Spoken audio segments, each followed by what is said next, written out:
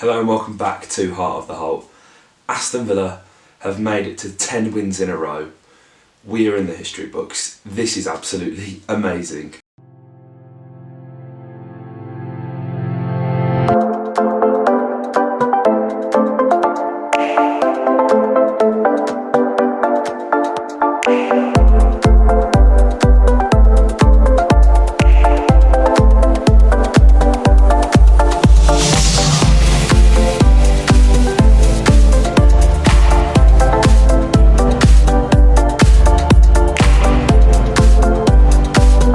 So yeah, yes, I've had some time to reflect before I did this video. I had to shoot off to work after the game, but 10 wins in a row.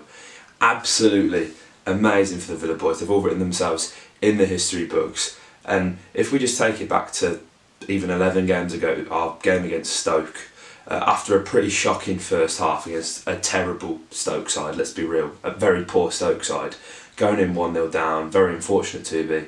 That's where the catalyst for change really was. That half-time team talk from Dean Smith has transformed the whole of our season because he got them players out there. It was a much better second half, despite not winning the game. After that, we've gone on to win 10 games in a row. And no one would have ever thought that after the Stoke game. And going into the Derby game, even our first one, the 4-0 win, I don't think anyone thought, yeah, actually, we're going to go on and win 10 games, we're going to get ourselves in the playoffs. It's an absolutely astounding accomplishment to be able to be in the playoffs, and seeing how tight it is as well. I think Neil Taylor said in his post-match interview that the fact it's taken 10 wins to secure us the playoffs is crazy, and shows how far we were and how far we've came. And yesterday in the game, it was a very professional performance, I thought. I believe we had about 18 shots, around 60% possession, really dominated the play as you'd expect.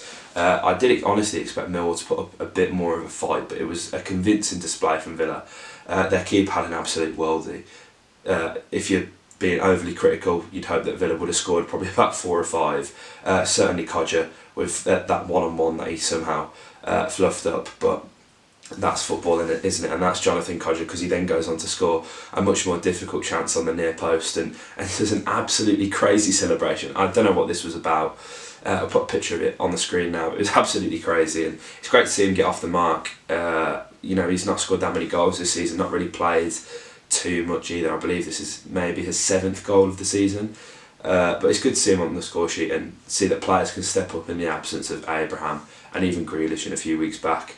10 wins in a row, I really just can't get over it. It's absolutely amazing. Even without the likes of Courtney House, Axel Tunzabi, seeing that Mile Yednak can step in and was very solid.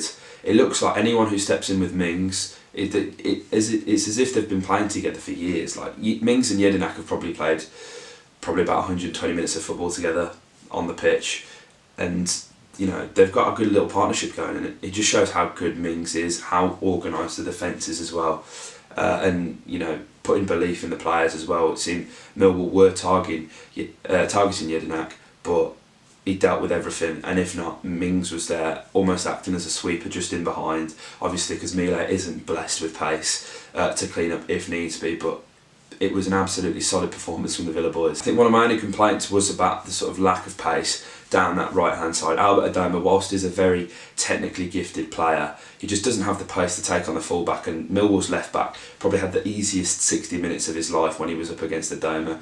Green give him a bit of something different to think about, a bit of pace and more skill. For me, I'd like to see Green start the next game against Leeds. It'd be interesting to see what Smith does.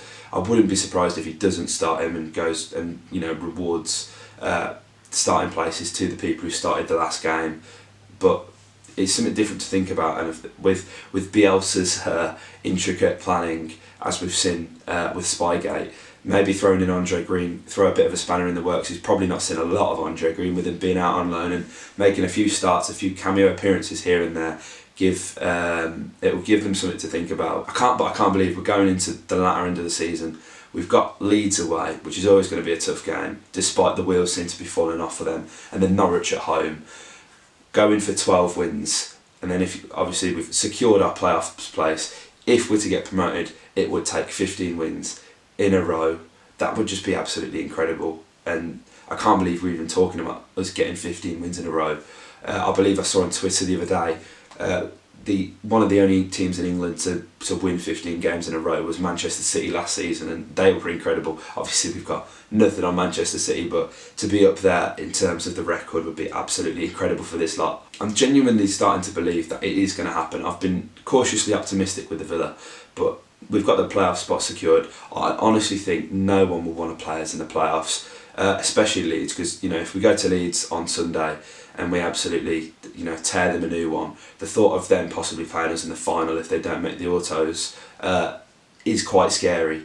And obviously looks like we'll be having West Brom over 2 legs, which I think we should easily dismantle them over 2 legs. We were very unfortunate playing them in early on in the season. Obviously cheated out with the handball, and then El Ghazi scored 2 wonder strikes at the Hawthorns. You should be walking away with 3 points there. And then obviously the leg at Villa Park, very, very lucky goals. I didn't think we were too bad, but I didn't think they were great either. So it's a chance for redemption in the playoffs when it matters as well, because they can finish as high as they like, but if we beat them in the playoffs, that is all that matters if we get promoted. So yeah, comment your guys' thoughts below. Who was your man of the match yesterday, and do you think we're going to get promoted? There's a lot of optimism around Villa Park recently. Another sold out crowd yesterday, which was absolutely amazing to see. I'll be at Leeds on Sunday. I'm absolutely buzzing. So if you enjoyed this video, comment your thoughts below on your man of the match, and subscribe for more, because we're closing in on 1,000 subscribers, with hoping to get there before the end of the season. You guys can make it happen. So thank you guys for all the support, and up the Villa.